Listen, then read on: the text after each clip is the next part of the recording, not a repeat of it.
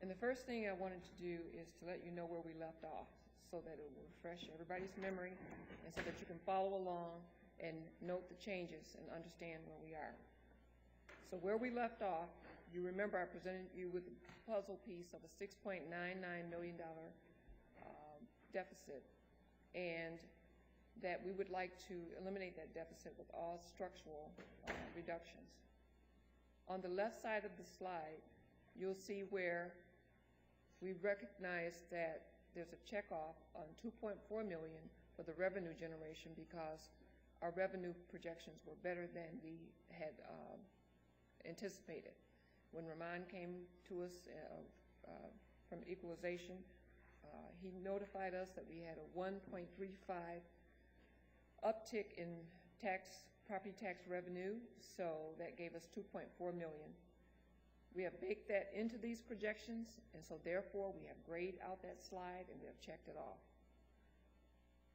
We also, at that time in May, said to you that pension and health care obligations, if we were to bond, we conservatively projected that the increase of closing both those plans when we negotiated our contracts could cost us up to $5.606 million. And we projected that we'd need to still, in addition, find $1.83 million in operational cost reductions and $100,000 in outside agency reductions. And to the right of the slide and the bottom slide, what we also wanted to project is if we do not bond, all of the projected cost increases at that time, because we did not have the actuarial report, but we did work with the actuary to try to conservatively estimate what that cost increase would be. And I want you to remember that figure, $5.06 million. If we didn't bond, that moves up to operational cost reductions. All right, so just keep that in mind, because I'm going to also now walk you through what some of the changes are now that we have the actuarial figures and what we see as would be necessary to adjust the budget. So let's talk about these assumptions very quickly. Some of them did not change. We got 1.35% property tax revenue increase in 2013, and we are projecting a 1% increase each year thereof from 2014 to 17.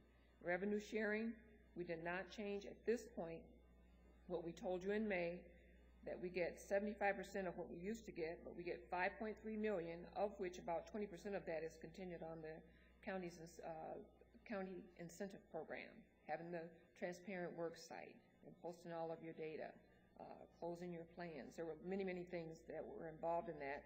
We posted all of that on the website. Police services, we have no change tonight. 1% increase for both 2014 and 15, and no increases in that in those contracts for 16 and 17. With the clerk register of deeds fees, they're in line with 2012, as well as the court fines and fees. We did not change that. We offer no change tonight. Those projections are still good. Personnel, we settled labor contracts, the bulk of them for 10 years and some a couple for 5 years, and that didn't change. We baked those costs in there for closing the plans, as I had mentioned to you, that we estimated at that time without the actuarial report.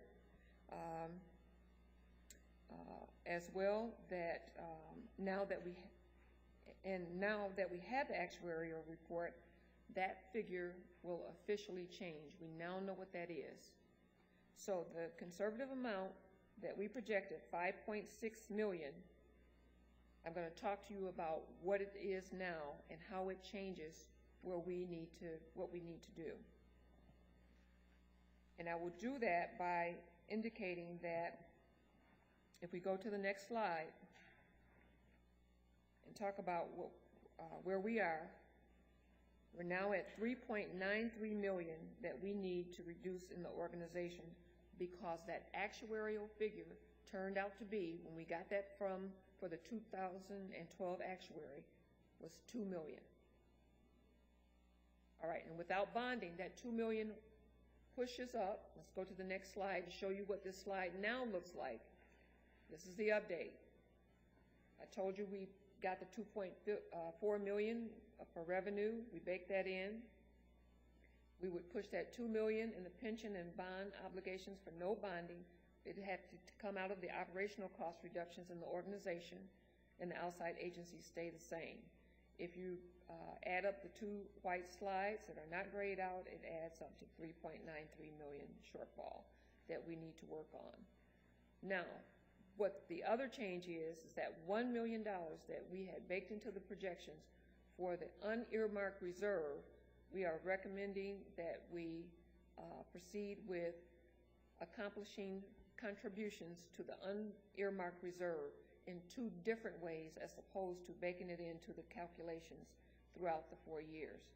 We are suggesting, A, that we look at any increases above the 1% that we projected from 14 to 17, that increase be moved over into the unearmarked reserve, in addition to any surpluses that we have in any given year be moved to unearmarked reserve.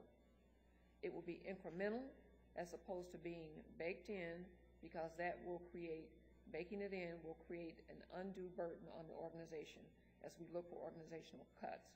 So instead of reducing that out of programs and operations, we'll incrementally continue to put money into the unearmarked reserve through property tax increases above and beyond what we've projected, as well as surpluses at the end of the year.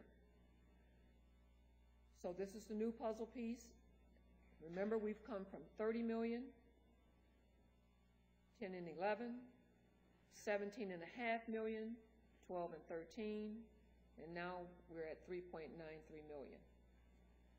We're close to the finish line, and we think we can do this.